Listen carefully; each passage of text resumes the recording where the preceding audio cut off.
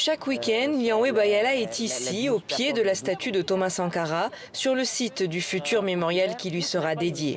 Il accueille et guide les visiteurs venus découvrir les lieux.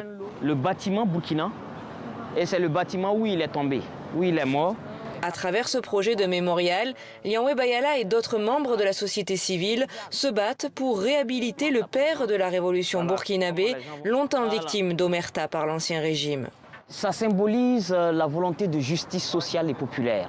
Sankara ne mérite pas cette hypocrisie et cette méchanceté de l'oubli. Ce qu'il a fait mérite d'être reconnu, mérite d'être accepté et mérite d'être valorisé.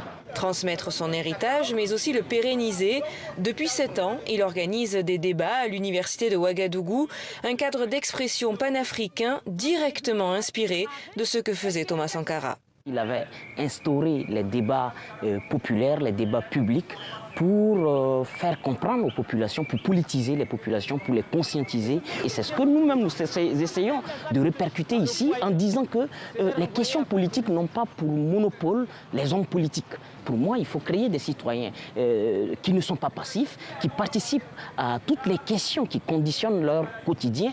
Lianwe Bayala est né une semaine avant la mort de Thomas Sankara. Alors pour connaître qui il était au-delà des livres d'histoire, il se rend régulièrement au domicile familial de l'ancien chef d'État pour écouter les anecdotes racontées par Valentin Sankara, le frère de Thomas Sankara, pour aussi lui demander conseil.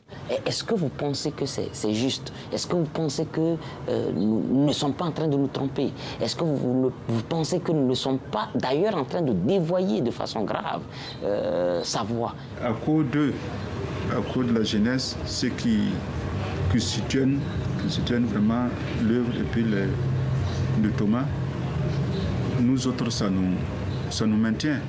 Et cela maintient aussi la mémoire de celui qui reste une référence pour de nombreux jeunes sur le continent, plus de 30 ans après sa mort.